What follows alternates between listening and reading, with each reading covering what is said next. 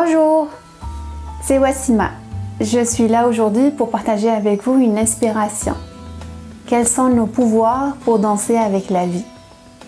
Il faut savoir que la vie n'est ni bonne ni mauvaise. Par contre, on peut en faire une alliée, une amie.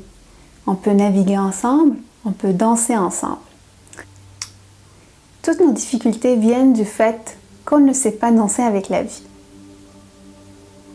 Il fut un temps où je planifiais tout ce que je faisais. Je pensais que la vie était linéaire. Je mettais des objectifs, des étapes, puis il fallait absolument que j'arrive à mon objectif à la fin. Mais ça ne se passait pas nécessairement comme ça. J'avais la volonté, j'avais toutes les possibilités.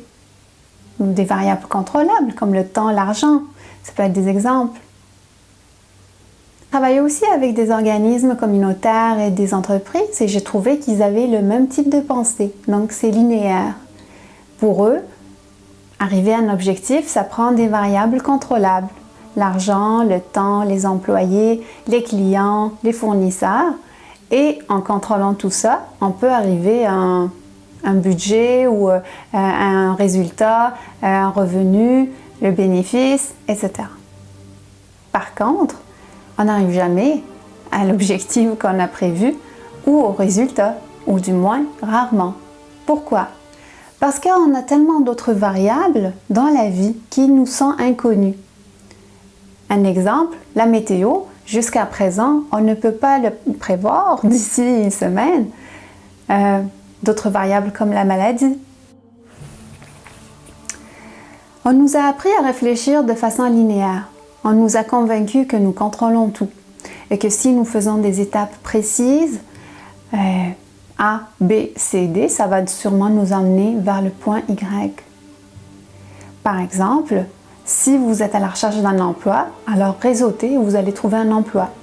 Ils peuvent vous dire aussi, faites un bon CV, vous allez trouver un emploi. Si vous êtes en lancement d'affaires, ils vont vous dire, faites un plan d'affaires, présentez-le aux banques et vous allez peut-être avoir de l'argent prêté. Par contre, encore une fois, ça ne se passe pas nécessairement comme ça. On vit dans des villes fermées, des routes pavées, des horaires fixes. Les produits et les services sont à notre disposition. Mais voyez-vous ce contrôle ou cet enfermement sécuritaire, il ne nous met pas nécessairement à l'abri de la vie. Nous avons oublié que la vie est cyclique. Il y a des attendus et des inattendus. Il y a des changements contrôlables et non contrôlables. Il y a des débuts et il y a des fins. Alors, comme humains, comment pouvons-nous apprendre à danser avec la vie? Je vous propose donc de prendre conscience de 6 grands pouvoirs que vous pouvez pratiquer ou que vous pouvez, par exemple, si vous les pratiquez déjà, juste regarder, observer leur effet sur votre vie. Le premier pouvoir, c'est le pouvoir de l'intention. Le pouvoir de l'intention, c'est choisir avant tout.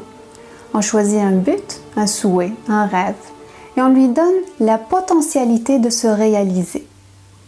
Donc, c'est un choix pour changer d'état, satisfaire un manque selon nos besoins ou nos aspirations. Par exemple, j'ai l'intention de devenir un auteur.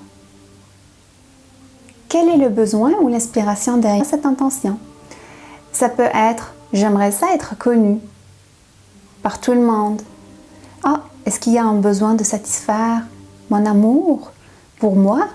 Est-ce que j'ai besoin d'être approuvé?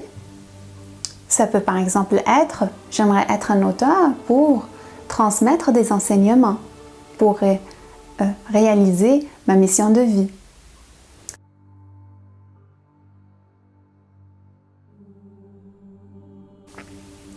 Aussitôt l'intention choisie, il y a une charge émotionnelle qui est émise. Elle fait en sorte d'attirer à nous ce que nous souhaitons. On va le manifester dans le matériel. Par contre, le temps de la manifestation, le résultat final, on ne le connaît pas. Et ils peuvent par contre ne pas correspondre à notre image initiale.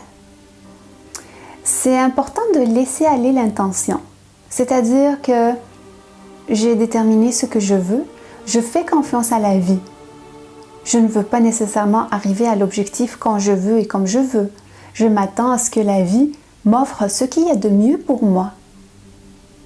Alors, c'est un peu de laisser aller sans besoin de contrôler le résultat et le chemin pour y arriver. Donc, si, par exemple, vous choisissez de revenir au fonctionnement linéaire, à ce moment-là, vous n'écoutez plus la vie. Vous n'écoutez plus les cycles de la vie ni ses messages. Vous allez peut-être vivre de la frustration, de la colère, de l'impatience, de la confusion, une perte de sens et peut-être plus. Dans d'autres cas, vous allez peut-être ne rien faire pour arriver à votre objectif, car vous avez confiance et cela convient d'autres personnes. Mais il y a aussi le risque d'être dans l'inertie. Moi, personnellement, j'apprends encore à naviguer entre les deux. Donc, parfois, je fais des plans pour arriver à mon objectif. C'est comme envoyer un signe ou envoyer un pas à l'univers pour lui dire « Voilà mon intention, j'ai vraiment envie d'y arriver. Peux-tu m'aider ?» Je suis aussi à l'écoute de ce qui peut m'être dit ou de ce que l'univers me communique.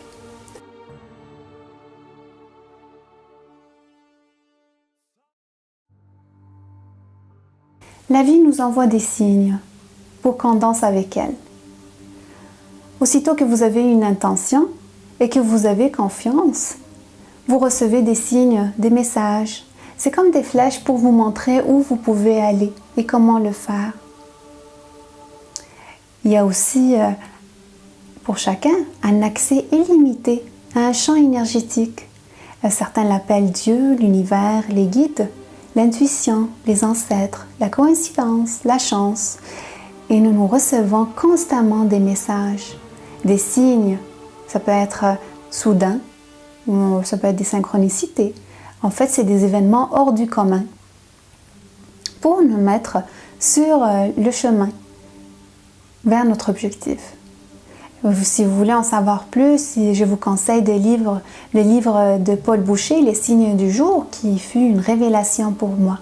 D'ailleurs, j'offre aussi l'atelier Les signes du jour pour apprendre à décrypter les communications que l'univers nous envoie.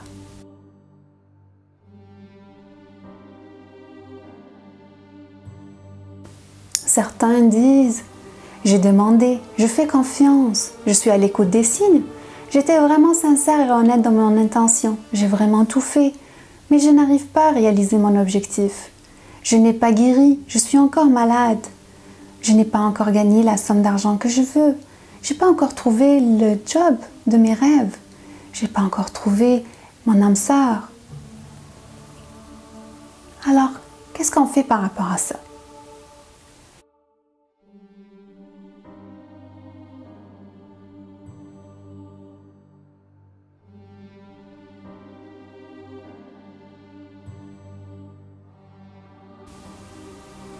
L'acceptation, l'adaptation et la coopération demandent du courage.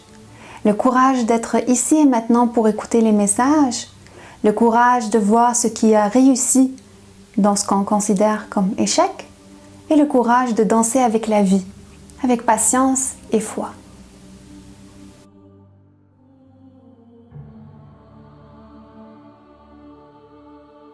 Une énergie divine coule en chacun de nous. Elle lui donne de la force, la volonté, l'inspiration. Et par le pouvoir de l'espoir, nous pouvons déjouer nos croyances erronées. « Oh, je n'étais pas bon. Oh, je n'ai pas vraiment fait ce qu'il fallait. La vie est injuste. Je vis de l'insécurité. Toujours. » Changeons ces croyances et réapprenons qu'est-ce que c'est la vie. Il faut qu'on sorte de nos conditionnements que les sociétés nous ont appris pour connaître la vie réellement. Qu'est-ce qui peut nous aider? La nature, c'est un maître en matière. Elle a des saisons, elle a des cycles de vie et de mort, d'espoir et de désespoir. On peut lire les histoires des autres, revenir à l'histoire de l'humanité. On peut observer notre chemin jusqu'à présent. Vous allez remarquer que c'est rempli de miracles, de moments de déception, de tristesse, voire de dépression, mais aussi des moments de joie et d'espoir, car on arrive toujours à remonter le pont. Tant qu'il y a un souffle en nous, Il y a un courant d'énergie divine qui nous donne des occasions inespérées pour évoluer. En fait, pour déjouer les défis, car il y a toujours un moyen de s'en sortir. On a le choix de prendre la sortie ou de rester dans le sentiment de frustration qu'on vit.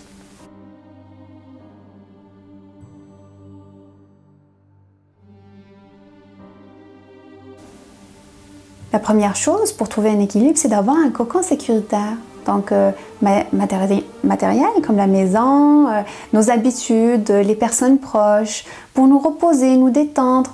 Mais attention à l'excès du cocon sécuritaire, parce que ça peut nous donner l'envie de tout contrôler. La deuxième chose à accepter dans la vie pour trouver l'équilibre, c'est l'inconnu, l'incertitude. Apprendre à accepter qu'on vit dans un monde connu. On ne sait pas qu'est-ce qui va se passer. Certainement, il y a des signes. Vous pouvez avoir votre charte d'astrologie, vous pouvez voir des chamans, des médiums pour voir qu'est-ce qui peut arriver. Mais ça reste une éventualité parmi des milliers. La troisième chose pour trouver l'équilibre, c'est de choisir les compagnons de vie, c'est-à-dire des personnes qui représentent des piliers ou un port où vous pouvez prendre votre souffle, un moment de recul ou des encouragements. Ça peut être des thérapeutes, des coachs, peut-être des moments de méditation, de prière, rencontrer des guides. Ça peut être des remèdes. Moi, personnellement, j'utilise plusieurs choses et parmi les choses qui me représentent des piliers pour moi, il y a les fleurs de bac. Ça m'aide énormément. C'est parmi les meilleurs compagnons des cycles de la vie. Ils m'aident à traverser certaines émotions et ne pas les laisser en dormance dans mon corps pour ne pas causer d'autres maladies plus tard. D'ailleurs, j'ai tellement aimé leur effet que je suis devenue praticienne en fleurs de bac et je les offre à mon tour aux clients. Alors voilà les 6 pouvoirs qu'on peut utiliser pour savoir danser avec la vie. Je vous souhaite une très bonne semaine et à la prochaine inspiration.